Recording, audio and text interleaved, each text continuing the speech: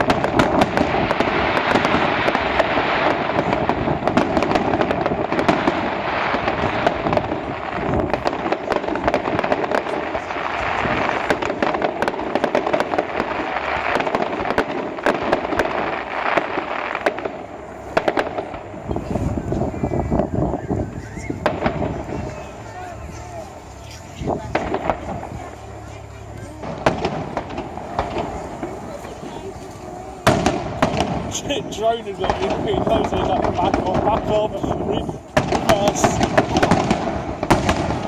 Still go backwards. It's up pretty high, isn't it? It's even a 4 foot. Go above that area. Airplane territory.